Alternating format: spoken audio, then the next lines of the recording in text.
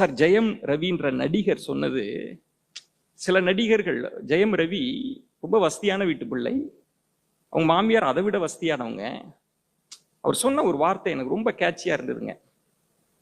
அவர் சொன்னார், பணத்தை பத்தி பேசுகிற போது அவர் சொல்றார், சார் பணம்ன்றது வசதிக்கு தான் சார், வாழ்க்கைக்கு இல்லை.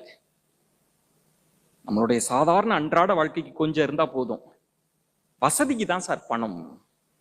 நான் ஆடி கார்ல போகணுமா அம்பாசிடர்ல போறணுமா அதை தான் டிசைட் பண்ணுது பணம்.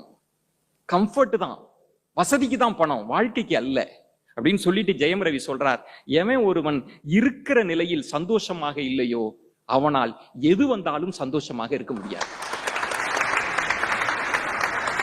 இதை நம்ம போய் சொல்ல வேண்டி இருக்கிறது, மக்களிடம் சொல்ல வேண்டி இருக்கிறது. சைக்காலஜி ஆஃப் மணி நிறைய பேர் புக்கு படிச்சிருப்பீங்க. அது அரவிந்த் சாமி சொன்ன பிறகு நிறைய பேர் வாங்க ஆரம்பிச்சிட்டாங்க.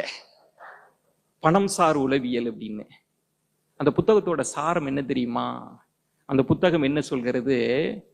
யார் பணக்காரன் அப்படின்னு கேட்கிற போது அந்த புத்தகம் சொல்கிறது, யார் தெரியுமா பணக்காரன்? நிறைய பொருள்களை வைத்திருப்பவன் பணக்காரன் அல்ல. அந்த புத்தகம் சொல்ற கிரக்ஸ் அதான். நிறைய பொருட்களை வைத்திருப்பவன் பணக்காரன் அல்ல, தன் தேவைகளை சுருக்கி கொண்டு சந்தோஷமாக வாழ்பவன் தான் பணக்காரன் அப்படின்னு அந்த புத்தகம்.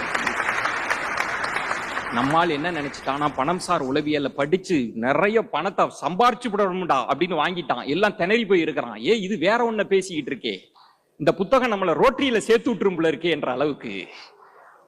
அதுதான்